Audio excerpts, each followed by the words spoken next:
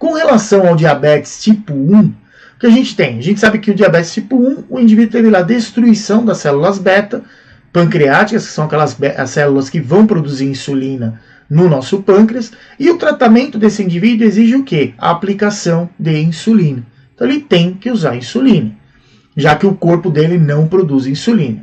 O que é necessário também? Que ele entenda principalmente a relação que existe com o tipo de insulina que ele está utilizando com o tratamento. Que é comum no diabetes tipo 2 usar aí dois tipos de insulina. Uma que vai ser para efeito basal e uma que vai ser de duração mais rápida. Então aquela que quando o indivíduo se alimentar e consumir carboidrato, ele vai ter que fazer a contagem de carboidrato e aplicar uma dosagem de insulina para compensar esse, para evitar que fique hiperglicêmico após a refeição.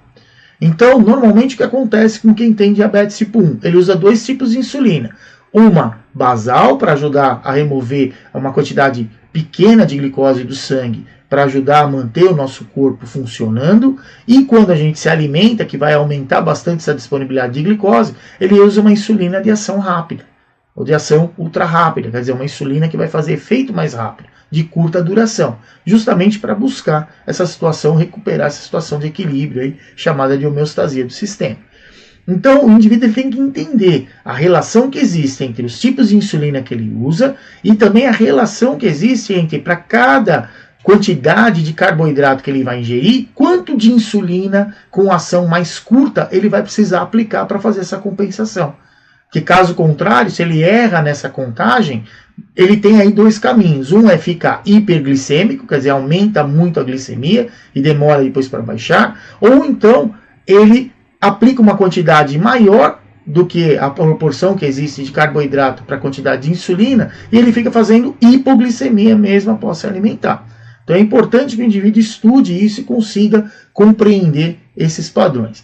Fora isso que a gente tem o exercício físico também como parte do tratamento.